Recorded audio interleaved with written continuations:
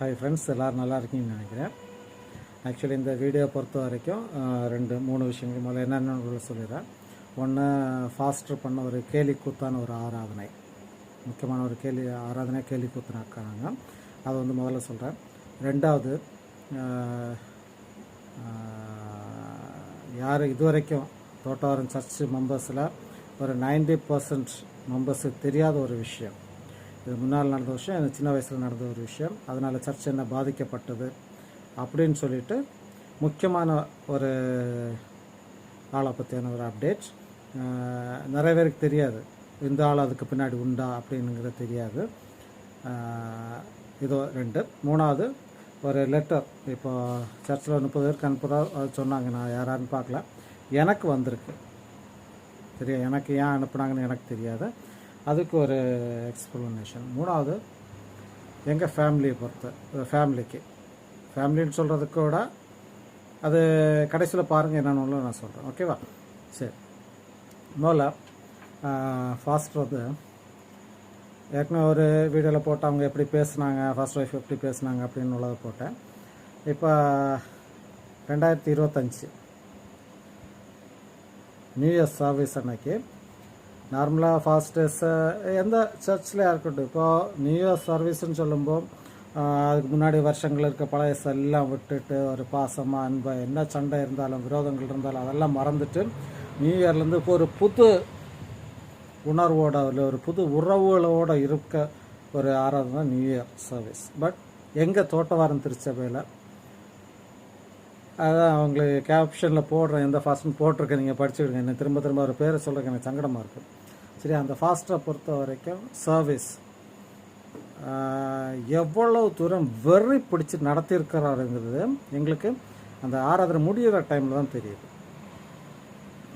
Pastor மனசில் எவ்வளோ டென்ஷனோட, எவ்வளோ வெறியோட ஒரு ஆராதனை நடத்துகிறங்கிறது லேசுப்பட்ட காரியம் கிடையாது. எந்த ஃபாஸ்டர்ஸ் கேட்டாலும் என்ன சொல்கிறேன்னா, நார்மலாக ஃபாஸ்டர்ஸ் சொல்கிற விஷயங்கள் என்னென்னா, முந்தின நாள் ப்ரிப்பேர்ட் ஆவாங்க, இல்லை ஒரு மணி நேரத்துக்கு முன்னாடி ப்ரேயர் பண்ணி ஆராதனைக்கு ஒரு என்ன சொல்கிறது, கடவுளுக்கு ஒரு அனுக்கிரகம் இருக்கும், அப்போ தான் அவங்களை ஆராதனை நடத்த முடியும். ஆனால் இந்த ஒரு ஃபாஸ்டர் அவர் என்ன பண்ணுறாருன்னா, நியூ இயர் சர்வீஸை அவ்வளவு தூரம் கேலி கூத்தா வன்மத்தை காட்டுற ஒரு சர்வீஸாக ஆக்குனாரு. இதுக்கு எவிடன்ஸ்ன்னு சொன்னால் நீங்கள் எங்கள் தோட்டவாரம் திருச்சபையில் யார்கிட்ட கேட்டாலும் சொல்லுவாங்க. அவ்வளோ கேடு கெட்ட ஒரு விஷயம் என்ன, வேறு சிம்பிளான விஷயந்தான். எங்கள் சர்ச்சை பொறுத்த வரைக்கும் கம்யூனியனுக்கு அட்டண்டன்ஸ் உண்டு. வருஷத்துக்கு ஒரு அட்டண்டன்ஸ் எடுத்தால் மட்டும்தான் அவங்களுக்கு ஓட்டிங் ரைட்டு வரும்.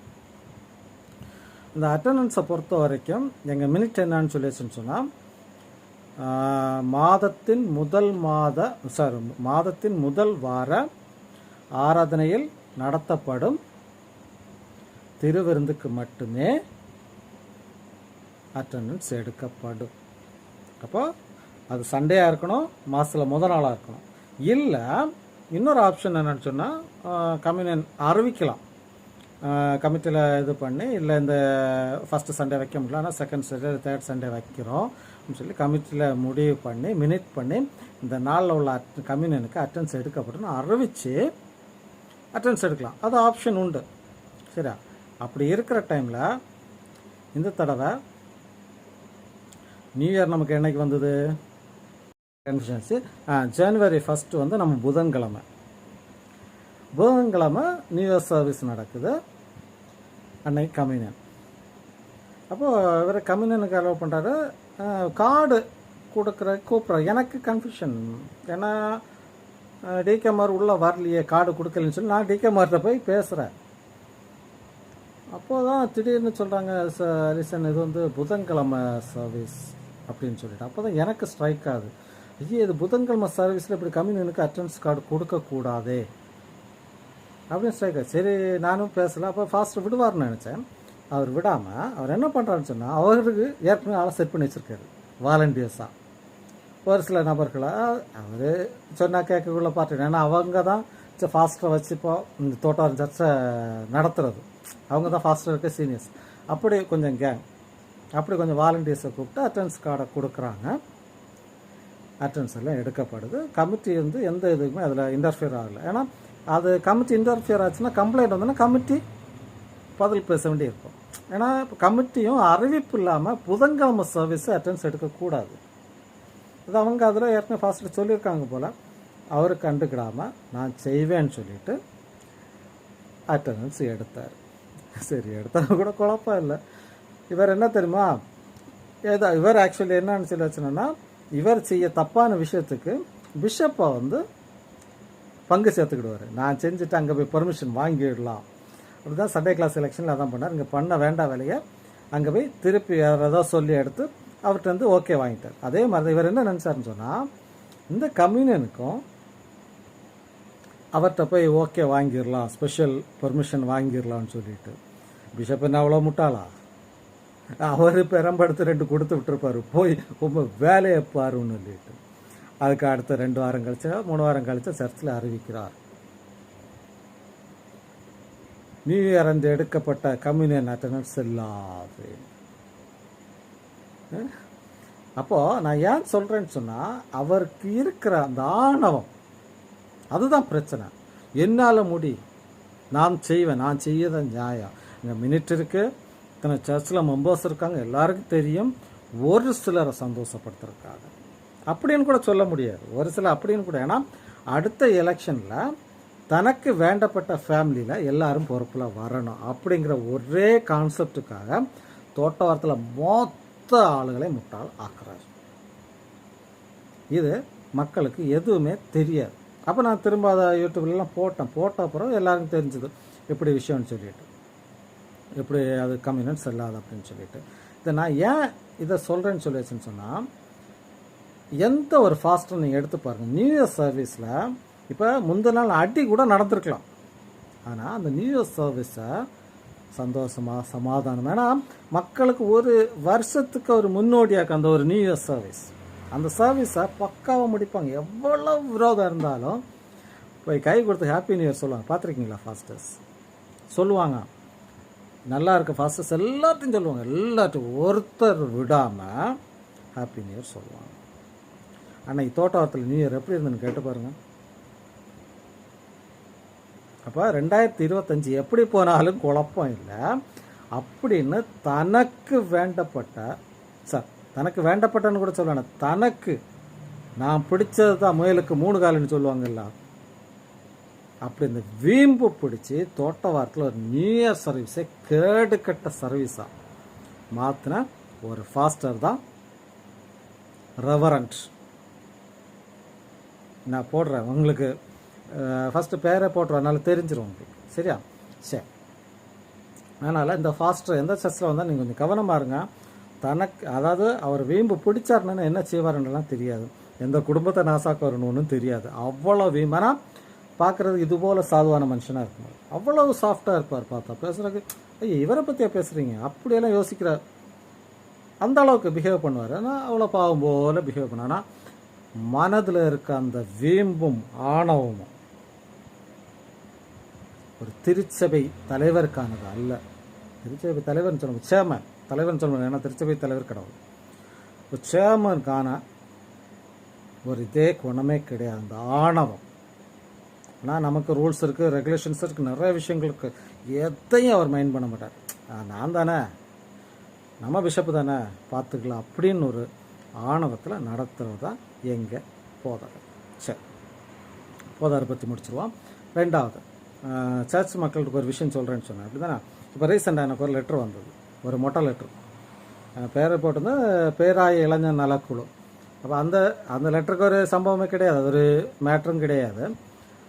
ஏன் அதை சொல்கிறேன்னு சொல்லி சொன்னேன்னா, எனக்கு சின்ன ஸ்டேஜில் அப்பா வந்து செக்ரட்டரி இருக்கேன், ஃபஸ்ட் டைம் செக்ரட்டரின்னு இல்லை, ஃபஸ்ட் டைம் அவங்க கமிட்டியில் போனாங்கன்னு நினைக்கிறேன். அப்போ செக்ரட்டரி யாராவது பெரிய தாத்தா மாதிரி தான் இருந்தாங்க அந்த டைம்.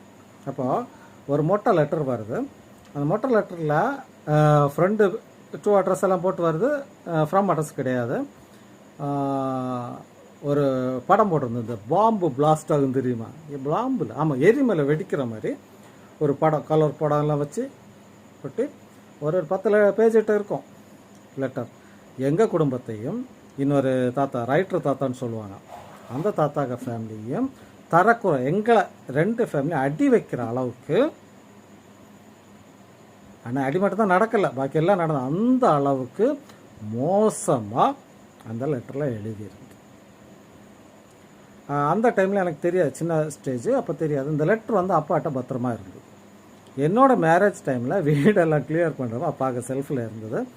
எடுத்து படித்தா ஃபுல்லாக படிக்கிற வரைக்கும் அப்பா பார்க்கல. பார்த்தோட வாங்கினாங்க. நான் என்ன பண்ணேன்னா அப்பா பார்க்காம எடுத்து ஒழிச்சு வச்சிட்டேன். ஏன்னா அது எனக்கு வேணும் அப்படிங்கிறனால எடுத்து ஒழிச்சு வச்சிட்டேன். கையில் தான் எழுதிருந்தேன். அப்போல்லாம் அந்த டைப்பிங் எல்லாம் கிடையாது, கையில் தான் எழுதியிருந்தது. அப்போது லெட்டர் வந்தது, அவ்வளோ வல்கராக மோசமாக இருந்தது. ஏன்னா 2 ஃபேமிலி அடி வைக்கிறேன், அந்த ஃபேமிலியை பற்றி மோசமாகவும் இந்த ஃபேமிலியை பற்றி மோசமாகவும். அப்போ தாத்தா சண்டையெல்லாம் பிடிச்சாங்க, பயங்கர பிரச்சனை இல்லாச்சு. இப்போ தான் அந்த ஃபேமிலியெல்லாம் ஓரளவுக்கு ஒன்று சேர்ந்துட்ருக்கோம். ஆனால் இது ரீசன் என்னென்னதுன்னா, இந்த 2 ஃபேமிலி ஏன் அடி வைக்கிறாங்க அப்படின்னு சொல்லியாச்சுன்னு சொன்னால், தோட்ட வாரத்தில் இந்த 2 ஃபேமிலி கிடையாதுங்க. இப்போ அந்த தாத்தாவோட ஃபேமிலி, எங்கள் தாத்தா ஃபேமிலி, அது அக்கறையில் ஃபேமிலி, இப்படி ஒவ்வொரு தாத்தா, என்ன பேர் சொல்ல விரும்புகிறேன், சங்கடப்படுவாங்க, ஒவ்வொரு தாத்தாமா இருப்பாங்க. அவங்க ஃபேமிலிஸ் எல்லாமே ஒருங்கிணைச்சு தான் தோட்டம் வரும். அப்போ வந்து யாருக்கு மாறி ஒரு வீட்டில் ஒரு ஃபங்க்ஷன் சொன்னால் எல்லாம் குடும்பத்தோட போய் கிடப்பாங்க. அது எந்த வீடுன்னு கிடையாது.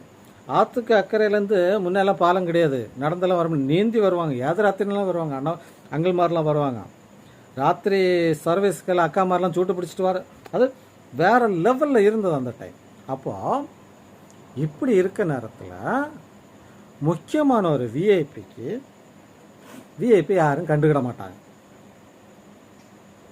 சரியா? அப்போ அந்த விஐபி தூண்டுதல் பேரில் தான் இந்த லெட்டர் எழுதப்பட்டது. அந்த விஐபி யாருன்னு பார்க்குறீங்களா? நான் ஒரு சிங்கிள் ஓட்டு சிங்காரம் அப்படின்னு சொல்லுவேன், தெரியுமா? அந்த சிங்கிள் ஓட்டு சிங்காரமே தான். அது எனக்கு எப்படி இது கன்ஃபார்மாக தெரியும் அப்படின்னு சொல்லிச்சுன்னா, இந்த லெட்டர் வந்து எங்கள் வீட்டில் இருக்குது. நான் +2 ஆமாம் கல்யாண டைமில் என் வீட்டில் படிக்கிறேன். நான் ஆக்சுவலி +2 படிக்கிறப்பையா அதுக்கு முன்னாடி என்ன நினைக்கிறேன், அந்த சிங்கிள் ஓட்டு சிங்காரத்துக்கு கல்யாணத்துக்கு முன்னாடி அவங்க தம்பி மேரேஜுக்கு பிரச்சனை ஆகுது. அவங்களுக்கு வந்து மேரேஜில் பிரச்சனை ஆகுது. அப்போது அவங்க அண்ணன் வந்து இந்த சிங்கிள் ஓட்டு சிங்காரம் வந்து அது ஒத்துக்கிடலை, அவங்க அம்மா ஒத்துக்கிடலை. அப்போ அப்பாட்ட அந்த பஞ்சாயத்து வந்தது. அப்போ அப்பா வந்து அந்த ஃபேமிலிக்கு வேண்டி, அந்த அண்ணனுக்கு வேண்டி, அவங்க அம்மாவுக்கு வேண்டியெல்லாம் பேசுகிறாங்க. பேசும்போது அந்த தம்பி நீட்டாக என்ன சொல்கிறார் தெரியுமா, உங்களுக்கு இவனை பற்றி தெரியாது, உங்களுக்கு ஒரு லெட்டர் வந்து தெரியுமா, அது எங்கள் வீட்டில் வச்சு இவன் சொல்லி கொடுத்து எழுதுனதாக்கும். யார்? சிங்கிள் ஓட்டு சிங்காரத்து வீட்டில் வச்சு அவன் சொல்லி கொடுத்து எழுதின லெட்டர் அப்படின்னு சொல்லிட்டு அவருக்கு தம்பி எங்கள் அப்பாட்ட வந்து சொல்கிறார். இது எப்போ நடக்குன்னா, நான் 10th 12th அவர் என்ன டியூஷன் சொல்லி கொடுக்க வீட்டுக்கு வருவாங்க. அப்போ அவரை கூப்பிட்டாச்சு பேசுகிறாங்க. அப்படி கல்யாணத்துக்கு பிரச்சனை ஆகும்போது பேசுகிறாங்க.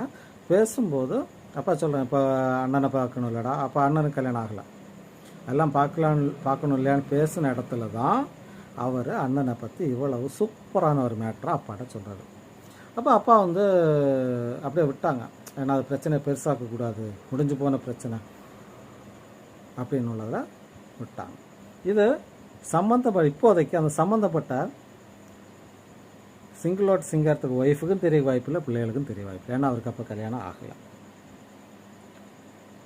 சரியா? அதனால் அவர் எவ்வளவு அடியில் அண்டர் கிரவுண்ட் வேலை பார்ப்பான்னு சொல்லி இது வந்து ஒரு ஆதாரம் உங்களுக்கு. இது ஒன்று.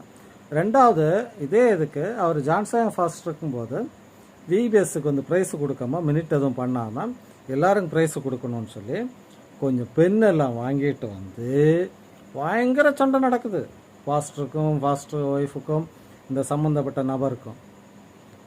ஏன் நாங்கள் கொடுக்கப்படாதா, எங்கள் பிள்ளைகளுக்கு கொடுக்கப்படாதா? ஏன்னா ஒரு மினிட்டு கிடையாது, எதுவுமே கிடையாது, ஒரு இருக்கணும் இல்லையா, நம்ம ப்ரைஸ் கொடுக்க முடிவு பண்ணணும் இல்லையா? ஆளுக்கு ஒரு 3-4 ஒரு 10 பண்டில்கிட்ட இருக்கும். பாப்பா ரெனால்ட்ஸ் பெண் இருக்கும் தெரியுமா, அப்போ தான் ஃபேமஸ். கடைசியில் கிணத்துலலாம் கொண்டு போட போய் அது பயங்கர ஒரு இஷ்யூ. அதை வந்து அவர் கல்யாணம் புதுசில் நடக்குது. இப்போ நான் என்ன சொல்கிறேன்னா, இவ்வளவு தூரம் வேண்டா வேலை காட்டுற பார்ட்டிக்கு வேண்டிதான் ஃபாஸ்டர் இவ்வளவு கஷ்டப்படுறாரு. ஏன் பாஸ்டர் உங்களுக்கு இங்கே உள்ள விஷயங்கள் ஒன்றும் தெரியாது அப்படி தானே? நாங்கள் இதை ஏன் ஹைலைட் பண்ணாமல் வச்சுருந்தோம் அப்படின்னு இல்லையாச்சுன்னா, சர்ச்சு பிரச்சனை வந்தாச்சு, பிரச்சனை முடிஞ்சது, இனி இதனால் ஒரு பிரச்சனை வரக்கூடாது அப்படின்னு சொல்லி அப்பா அதை வந்து வச்சுருந்தாங்க. அப்போ இறக்குற டைம் வரைக்கும் என்கிட்ட கேட்டாங்க, அது எங்கே வச்சுருக்கேன்னு. அப்போ நான் சொன்னேன், அப்போ பத்திரமா தான் இருக்குது, நான் அதை யூஸ் பண்ண மாட்டேன். அவருக்கு சின்ன டவுட் ஒன்று, நான் பொறுமைக்கு அந்த அட்டம் போனேன்னா கட்டாயம் வேண்டாவில் காட்டுவேன். ஏன்னா அவருக்கு ஒரு நம்பிக்கை என்னென்னா, அந்த ஃபேமிலி நான் ரொம்ப அட்டாச்சாக தான் இருந்தேன், அதனால் அவங்களுக்கு எதிராக எதுவும் பண்ண மாட்டேன் அப்படின்னு ஒரு நம்பிக்கை இருந்தது. பட் இப்போ வந்து நான் இந்த மொட்டை லெட்ரு வந்தோட இது ஒரு வழக்கமாக வந்துடக்கூடாது அப்படிங்கிறதுனால தான் இதை நான் சொல்கிறேன். அதனால் நீங்கள் வந்து சர்ச்சு மக்களாக இருக்கலாம், சம்மந்தப்பட்ட யாராக இருங்க, இந்த சர்ச்சு பிரிவினைக்கு யார் காரணங்கிறது உங்கள் முன்னாடி நான் இப்போ சொல்லியாச்சு. அது மாதிரி இப்போ அவங்களுக்கு சப்போர்ட்டு கொஞ்சம் கேங் இருக்கீங்க.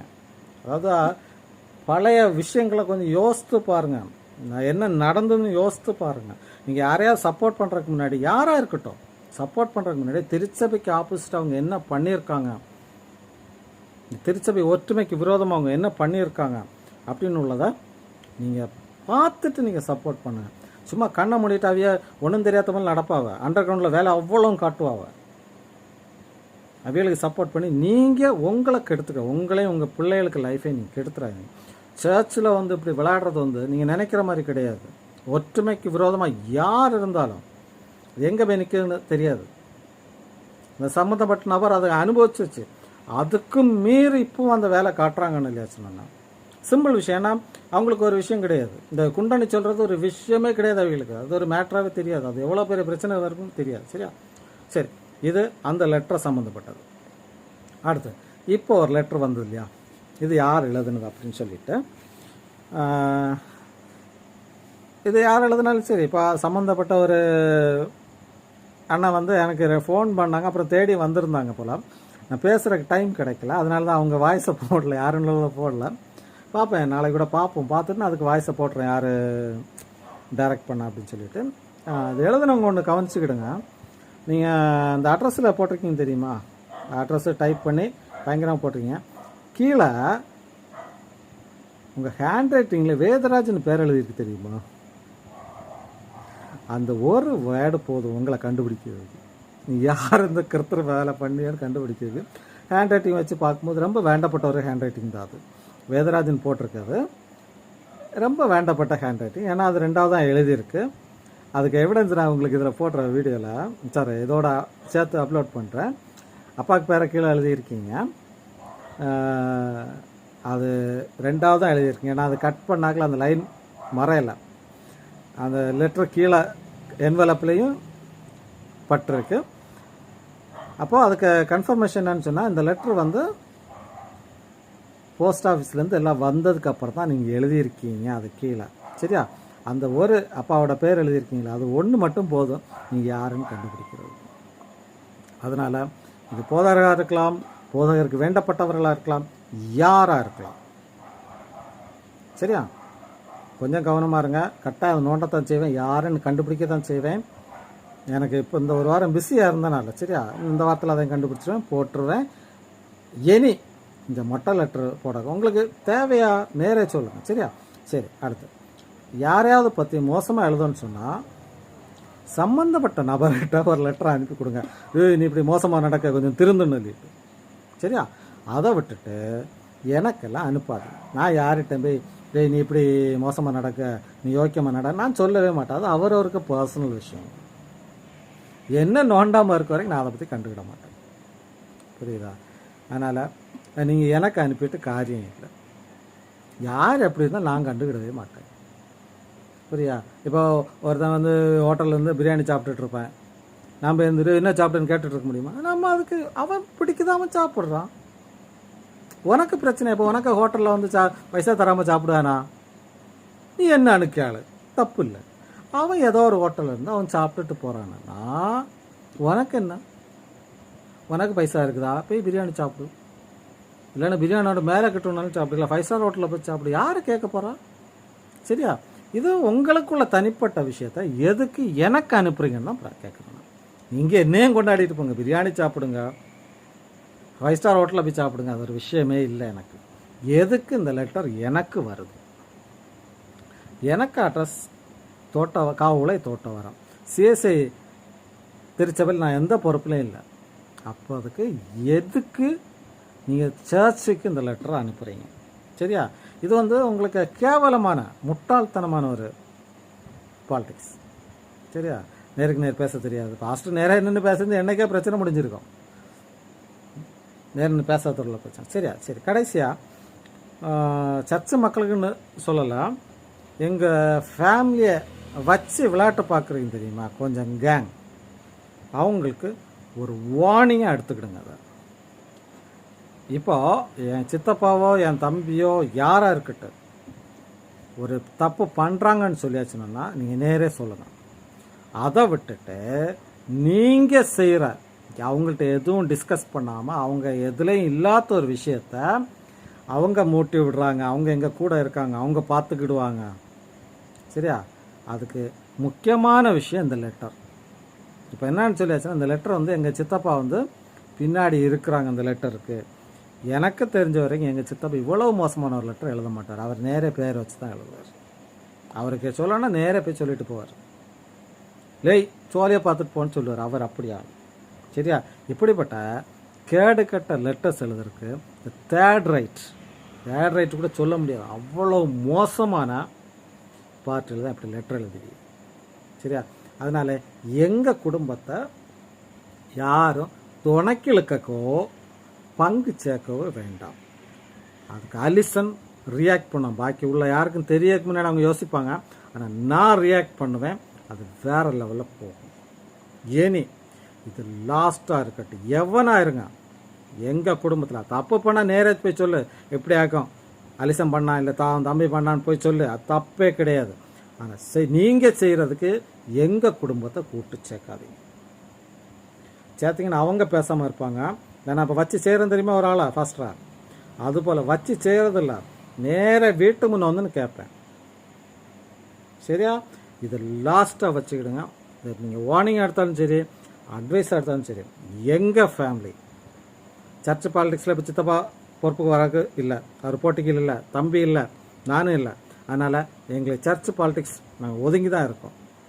ஓட்டு கேளுங்க, தருவாங்க, போவாங்க. அதை விட்டுட்டு நீ டீமை உண்டாக்கு, அதை உண்டாக்கு, இதை உண்டாக்கு, எவன் வந்தாலும் சரி ரியாக்ட் பண்ணுறது அலிசனார். உங்களுக்கு டீம் உண்டாக்க நீங்கள் உண்டாக்குங்க, உங்களுக்கு போட்டி போட நீங்கள் போடுங்க. என்ன வேணா, நீ உங்களுக்கு ஓட்டு கேட்க உரிமை உண்டு, யார்கிட்ட வேணும் கேளுங்க, எங்கள் வீட்டில் கேளுங்க, யார்கிட்ட கேளுங்க, யாருங்க, அது உங்கள் உரிமை.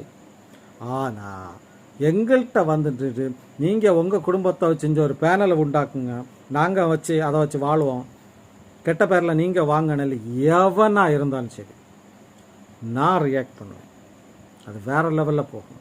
இந்த ஒரு இதுக்கு அப்புறம் சண்டே கிளாஸ் எலெக்ஷன் அப்புறம் எங்கள் குடும்பத்தில் அந்த பிரச்சனைகள் உங்களுக்கு யாருக்கும் தெரியாது. ஏன் அதை வெளியில் சொல்லாமல் இருக்கேன்னு இல்லையாச்சுன்னா, எங்களுக்குள்ள ஒரு மிஸ் அண்டர்ஸ்டாண்டிங் வந்துடக்கூடாதுன்னு சொல்லிட்டார். அதை நான் மெயின்டைன் பண்ணுவேன். உங்களுக்கு சித்தப்பா மோனை பிடிச்சி வச்சுட்டு அதை அங்கண்டு அப்பப்போ வரும் வாங்கி கட்டுவேன். ஏனே சித்தப்பாய்க்கு மோனுக்கு சேர்த்தன்னு சொல்கிறேன். உனக்கு எதுவாக இருந்தாலும் அலிசன் தப்பு பண்ணானா நேரே வந்து கேளு. இந்த குரூப்பில் வச்சு வாய்ஸ் மெசேஜ் போடுறது, ஃபாஸ்ட்டுக்கு சப்போர்ட்டாக பேசுகிறது, இந்த மாதிரி இருந்ததுன்னா அவங்க லெவல் தான் உங்களுக்கும். சரியா சித்தப்பா மோனே? அதனால் தயவு செய்து எங்கள் குடும்பத்தை வச்சு என்ன சொல்கிறது, வேண்டாம் வேலை காட்ட ஆளுகளுக்கு ஸ்ட்ரிக்ட் வார்னிங். தயவு செய்து நீங்கள் பேனல் ரெடி பண்ணாலும் சரி, போட்டி போட்டாலும் சரி, என்ன போட்டாலும் சரி, அது உங்களோட நிறுத்திக்கிடுங்க. ஓட்டு கேளுங்க, ஓட்டு தந்தால் வாங்கிக்கிடுங்க. சரியா? எங்கள் குடும்பத்தை பொறுத்த வரைக்கும் சோர்த்த வாரத்தில் ஒற்றுமைக்கு நாங்கள் கூட நிற்போம். அது மட்டும்தான். தோட்ட வாரத்தில் நல்ல விஷயம் நடக்குதா எல்லோரும் நிற்பாங்க. நான் என்ன இந்த விஷயம் யார்கிட்டையும் பேசாமல் தான் நான் சொல்கிறேன். எனக்கு என் குடும்பத்தில் நம்பிக்கை உண்டு, தப்பான ஒரு வழிக்கு போக மாட்டாங்கன்னு சொல்லிட்டு. ஏன்னா அந்த அளவுக்கு ஆசீர்வாதிக்கப்பட்ட குடும்பம், தப்பான ஒரு வழிக்கு போக மாட்டாங்க நம்பிக்கையில் தான் நான் சொல்லியிருக்கேன். அவங்க பண்ண மாட்டாங்க எனக்கு தெரியும். அதனால் தயவு செய்து எங்கள் ஃபேமிலியை வச்சு ஒருத்தன் இங்கே ஒரு விளையாட்டும் உண்டாக்கணும். அவரோரு வேலையை பாருங்கள். தேவையில்லாமல் ஒரு இஷ்யூஸை இனி க்ரியேட் பண்ணாதீங்க. சரியா? ஓகே, பாய்.